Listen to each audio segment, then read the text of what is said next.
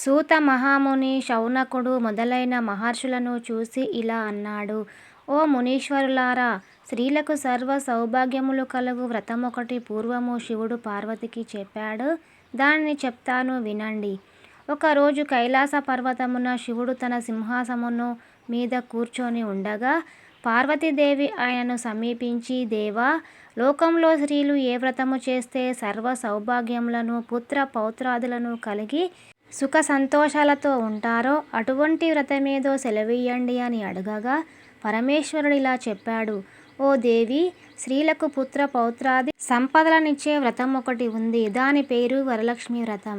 ఆ వ్రతమును శ్రావణ మాసంలో శుక్లపక్ష పౌర్ణమి రోజున ముందుగా వచ్చే శుక్రవారం రోజు చేయవలెను. పార్వతీదేవి: నాదా, ఆ వరలక్ష్మి వ్రతం ఎలా చేయాలి? ఆ దేవతను ఎలా పూజించాలి? ఏ విధంగా చేయాలి? దీనిని ఎవరైనా ఇంతకు ముందు చేశారా? ఆ వివరములన్నీ చెప్పండి అని అడగగా శివుడు పార్వతీదేవిని చూసి: ఓ కాత్యాయని, వరలక్ష్మి వ్రత విశేషాలు చెప్తాను విను. పూర్వము మగధ దేశమును కుండినమనే ఒక పట్టణము ఉంది. ఆ పట్టణము నిండా బంగారు ప్రాకారములు, బంగారు గోడలు గల ఇళ్ళు ఉన్నాయి. అందులో చారుమతి అనే ఒక బ్రాహ్మణ స్త్రీ ఉన్నది. ఆమె పతియే ప్రత్యక్ష దైవంగా భావించి తెల్లవారుజామునే లేచి స్నానం చేసి పతిదేవిని పువ్వులతో కొలిచి ఆ తర్వాత అత్తామామలకు అవసరమైన అనేక సేవలు చేసి ఇట్టి పనులన్నీ ఓర్పుతో నేర్పుతో చేసుకుంటూ ఉండేది. అందరితో ప్రియంగా మితంగా మాట్లాడుతూ ఉండేది.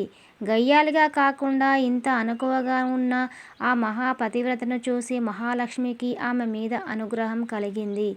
ఒకరోజు ఆ మహా ఇల్లాలికి కలలో ప్రత్యక్షమై మహాలక్ష్మి ఇలా చెప్పింది: ఓ చారుమతి, నేను వరలక్ష్మీదేవిని. నీ నడవడికను చూసి నాకు నీ మీద అనుగ్రహం కలిగి నీకు ప్రత్యక్షమయ్యాను. శ్రావణ మాసంలో శుక్లపక్ష పౌర్ణమి రోజు ముందుగా వచ్చే శుక్రవారం రోజు నువ్వు నన్ను పూజించితే నీకు కోరిన వరములన్నీ ఇస్తాను.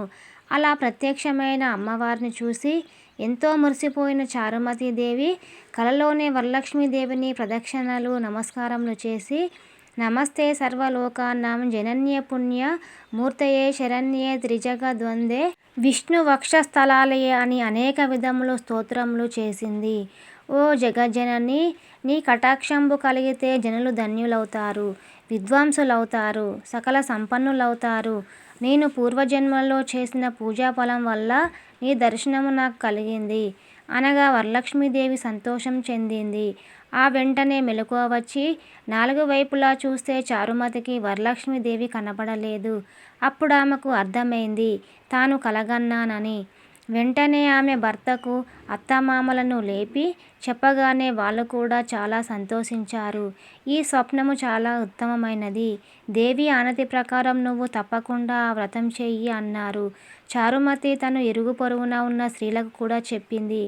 వాళ్ళు చారుమతి ఎంతో ఉత్కంఠతో శ్రావణమాసం ఎప్పుడొస్తుందా అని ఎదురు చూడసాగారు. వారు ఎంతో ఎదురుచూసిన పౌర్ణమి ముందు శుక్రవారం రానే వచ్చింది. ఈరోజే కదా వరలక్ష్మీదేవి చెప్పిన రోజని ఎంతో ఉత్సాహంతో చారుమతి మొదలగు స్త్రీలందరూ పూజకు ఉపక్రమించారు. ప్రాతఃకాలమే లేచి తలారా స్నానం చేసి పట్టుబట్టలను కట్టుకున్నారు. చారుమతి ఇంట్లో అందరూ చేరారు. అక్కడ ఒక ప్రదేశంలో గోమయంతో అలికారు. ఒక మండపం ఏర్పరిచారు. దాని మీద ఒక ఆసనం చేశారు. ఆసనం పైన కొత్త బియ్యము పోసి మర్రి చిగుళ్ళు, మామిడాకులు అలంకారాలతో కలశం ఏర్పరిచారు. అందులోకి వరలక్ష్మీదేవిని ఆవాహనం చేశారు. చారుమతి మొదలగు స్త్రీలంతా ఎంతో భక్తి శ్రద్ధలతో పూజ చేశారు. పద్మాసనే పద్మకరే సర్వలోకైక పూజితే నారాయణ ప్రియే దేవి సుప్రీతా భవ సర్వదా అను ఈ శ్లోకంతో ధాన్య వాహనాది షోడశోపచార పూజ చేశారు. 9 సూత్రములు గల తోరణాన్ని కుడి చేతికి కట్టుకున్నారు. వరలక్ష్మీదేవికి అనేక రకములైన పిండి వంటలు చేసి నైవేద్యం పెట్టారు. దాని తర్వాత ప్రదక్షిణలు చేస్తుండగా ఆ స్త్రీలందరికీ గల్లు గల్లు అని శబ్దం వినబడింది. వెంటనే తమ కాళ్ళను చూసుకుంటే గజ్జలు మొదలైన ఆభరణములు కనిపించాయి. చారుమతి మొదలైన స్త్రీలంతా వరలక్ష్మీదేవి కృపా కటాక్షములు కలిగాయని ఎంతో మురిసిపోయారు. రెండో ప్రదక్షిణలు చేయగానే చేతులకు దగదగలాడే నవరత్నాలతో కూడిన కంకణములు మొదలైన ఆభరణములు కనిపించాయి.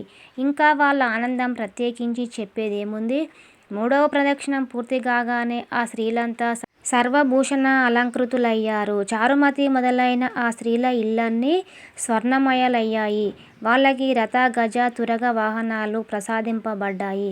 చారుమతి ఇంటి నుంచి ఆ స్త్రీలను తీసుకొని పోవడానికి వారి వారి ఇళ్ళ నుంచి గుర్రాలు, ఏనుగులు, రథాలు, బండ్లు వచ్చాయి.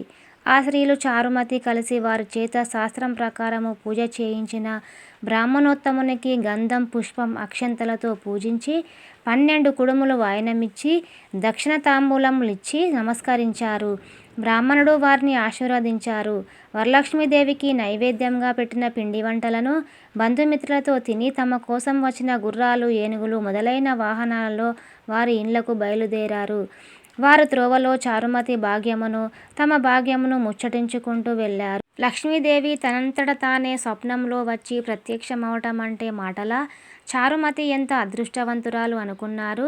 చారుమతికి ప్రత్యక్షమైన విధానం తన మాటకే దాచుకొని తను ఒక్కతే పూజించకుండా తను అందరికీ చెప్పి తమకి కూడా ఇంతటి సౌభాగ్యం కలగజేసిన చారుమతి ఎంతటి పుణ్యురాలు, అలాంటి ఆమె పరిచయం కలిగి ఉండిన తామెంత భాగ్యవంతులు అని ఎంతో మురిసిపోయారు. అప్పటి నుంచి చారుమతితో సహా వారందరూ క్రమం తప్పకుండా ప్రతి సంవత్సరం ఈ పూజ చేస్తూ పుత్ర పౌత్రాభివృద్ధి కలిగి ధన కనక వస్తు వాహనములు కలిగి సుఖ సంతోషాలతో ఉన్నారు. కావున ఓ పార్వతి, ఉత్తమమైన వ్రతమును చేస్తే అలా మొదటి వారికి చెప్పి చేయిస్తే సర్వ సౌభాగ్యములు కలిగి శుభంగా ఉంటారు. ఈ కథను విన్నవారికి, చదివిన వారికి కూడా వరలక్ష్మి ప్రసాదం వలన సకల కార్యములు సిద్ధించును అన్నాడు పరమశివుడు. సూత మహాముని, శౌనకుడు మొదలగు వారితో, మునులారా విన్నారుగా, చారుమతి ఎదుటివారి మంచి కూడా ఎలా కోరిందో. ఎదుటి మనిషికి మంచి కలగాలని కోరుకుంటే అమ్మవారు ఇంకా ప్రసన్నురాలై మీరు కోరుకోకుండానే మీకు మంచి చేస్తుంది అని అన్నారు. మా వీడియో కనుక మీకు నచ్చినట్లయితే ప్లీజ్ మా ఛానల్ని సబ్స్క్రైబ్ చేయండి. మీ యొక్క బొంతల వర్షిణి.